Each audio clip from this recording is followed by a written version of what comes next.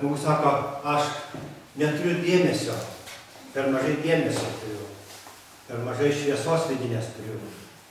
Ką man daryti, kad mano ugnis yra nedidelė ir aš negaliu uždegti. Tas pats sako, turiu silpną protą, negaliu išspręsti problemos, šviesos, energijos per mažai, ką daryti. Tai yra išeitis, kuri turi taip pat tam tikrų pavojų. Pažiūrėsim juos. O čia gautųsi atneši degtuką arba žiebtuvėlį, bandai degti, neužsikuria. Paėmė, bandai degti, neužsikuria. Negali užkurti ugnies, negali pradėti medituoti. Meditatoriui ateini, mintis šokinėja, neužsiveda, negali atsitraukti niekaip. Ką daryti? Kai kurie dar didesnį nemokas ima didelius pagalius ir bando įkurti. Mato, net tokį pagalį negali įkurti. Ką tuomet reikia daryti? Pasiruošti ir bandyti uždegti. Ir žiūrėkit. Jo negali laikyti širdį. Užges.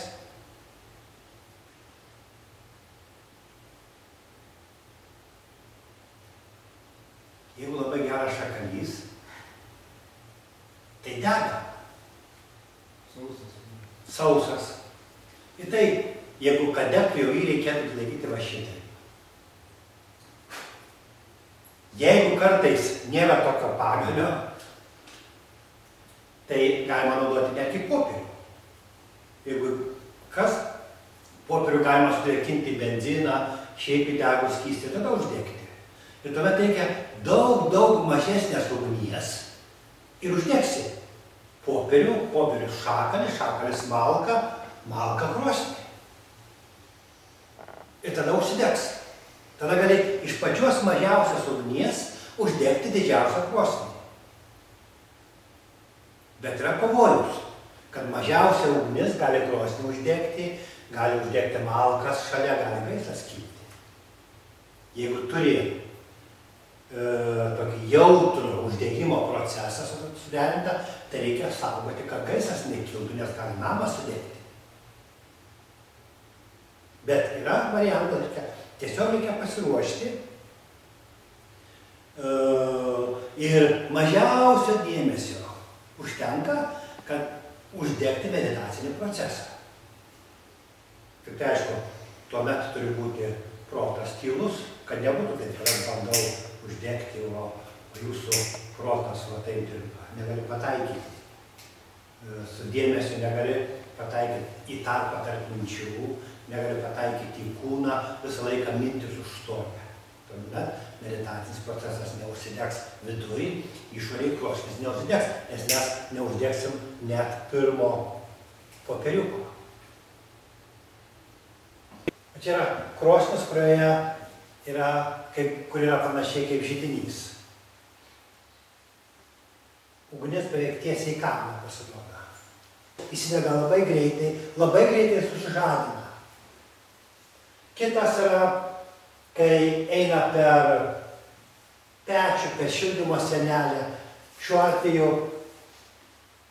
stulpas nėra vertikalus, jis yra horizontalus, jis palengvėja nedaug ir ugnis uždegus lėtai palengvina srautą, lėtai trukteli deguonį ir lėtai įsidega.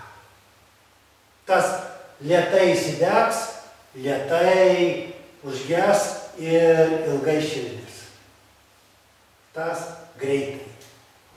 Ta pati problema truputį subtilesnė yra, gali būti parodoma su mikrofonu, ką aš jums jau rodžiau. Kas gaunasi?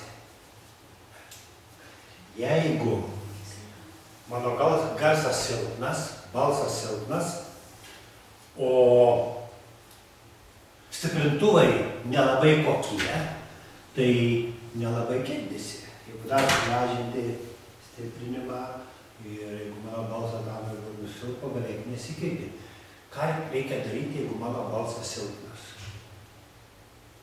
Arba jeigu salė yra didelė. Tada reikia įsitaisyti stiprintuvą ir padidinti stiprinimą. Tuomet aš didinu stiprinimą, dabar yra 45 decibelai, kaip kalbu, dabar yra 50 decibelų, 55, 60 decibelų, 70. Dabar aš galiu kalbėti tyliai, o jūs gerai girdite.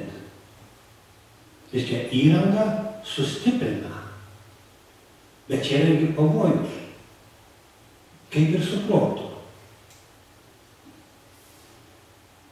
Jeigu protas yra nelavintas, tai jis netrukdo. Bet jeigu mes lavinam protą, minčių daugėja ir jos kelia triukšmus, atsitinka taip, kaip su netikusiu samdiniu. Kaip atsitinka? Dabar man mikrofonas tarnauja. Paima garsą, radijo signalą perduoda į anteną, į imtuvą, sustiprina ir paduoda į garsiakalbius ir jūs girdite. Ir man nereikia plėšyti gerklės. Labai patogu. Bet jeigu, čia kaip tarnas, bet jeigu aš didinu stiprinimo koeficientą, didinu,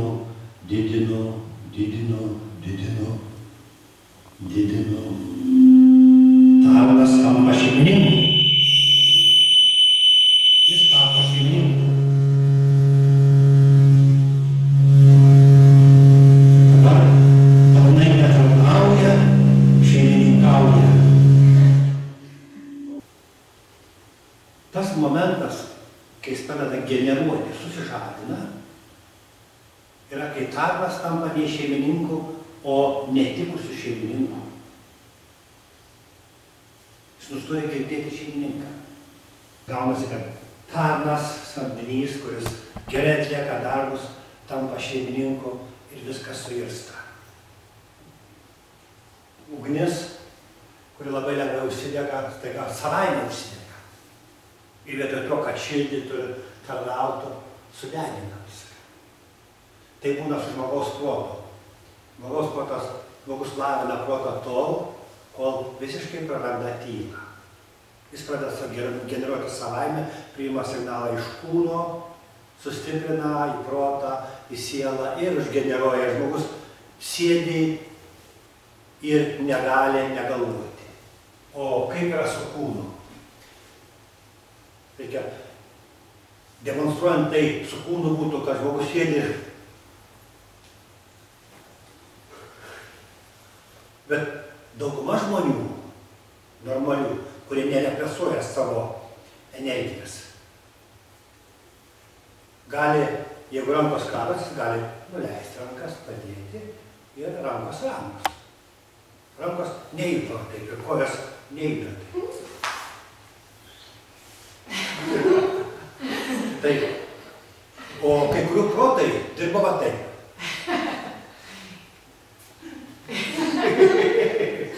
Ir jie, arba net šitai, jie atsisėda, negali atsitraukti nuo proto. Jie susižadinę visą laiką. Toks žmogus, kiek jis jau gyvena ne iš vidaus, o iš triukšmų.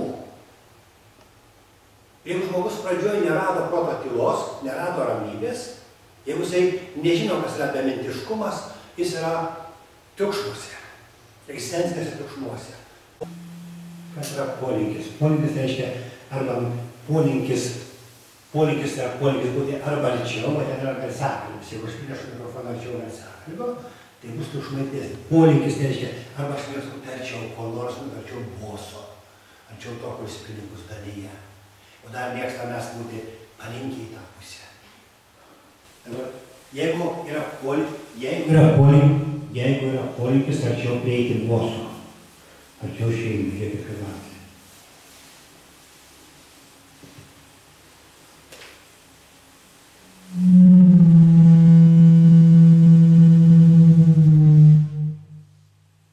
Arčiau prieinam.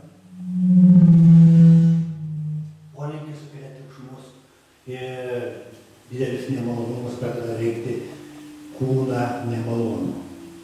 Bet polinkis yra nebūtinai kreipėčiau. Jeigu yra polinkis į vieną pusę, negeneruoja.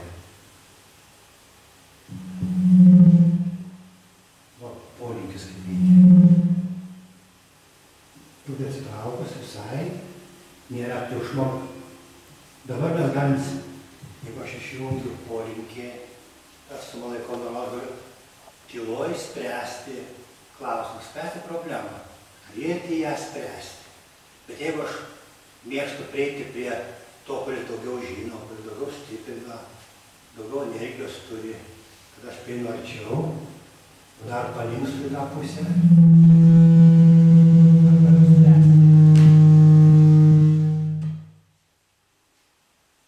Ar gali spręsti, žiūrėti į problemą, rasti atsakymą, kai tokie triukšmai, kai susižadina?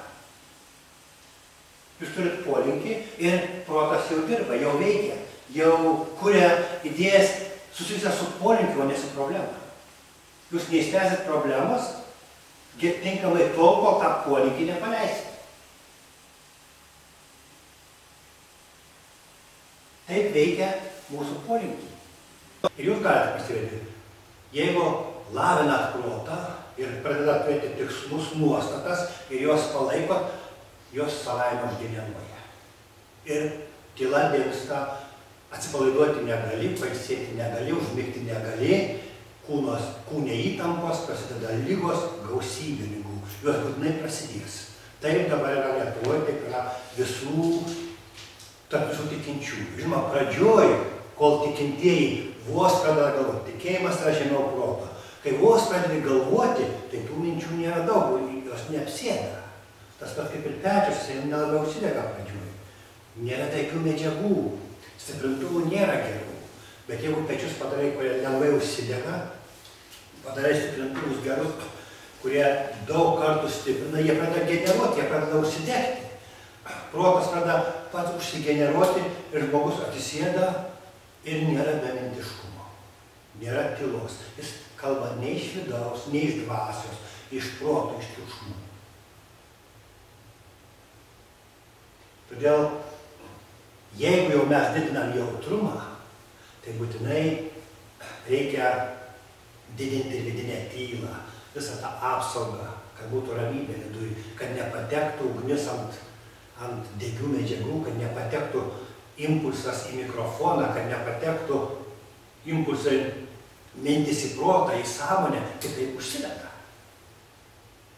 Viena vertus ir mažiausios kibirkšties, mažiausios sąmonės užtenka, kad kibirkštį uždegti krosnį, mažiausios sąmonės užtenka, kad pradėti medituoti.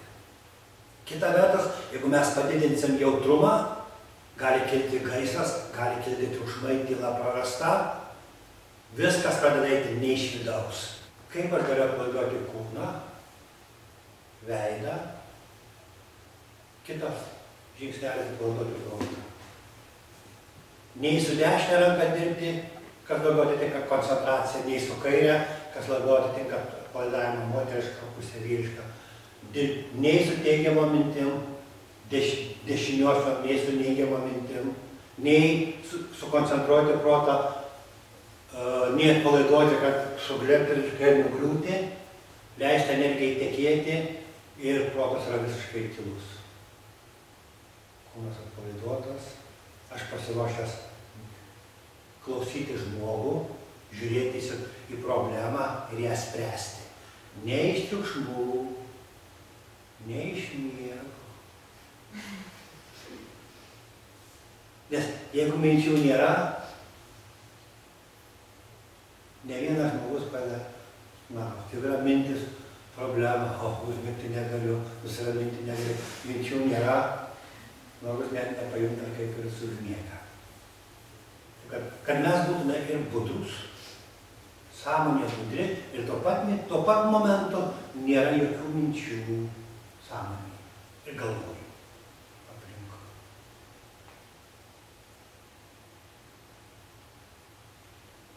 Aš pasiruošęs judėti vidun, medituoti, arba pasiruošęs klausyti žmogų, žiūrėti į problemą ir ją spręsti labai jautriai.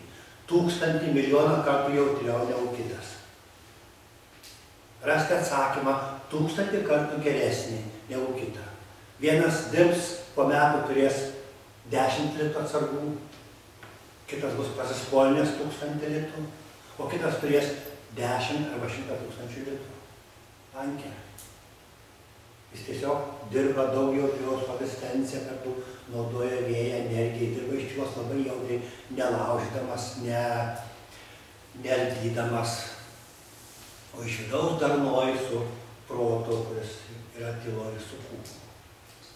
Abi galimybės yra sprendimai, tik mes turim turėti šiek tiek išminties, juos atrasti arba iš kito sužinoti ir taikyti.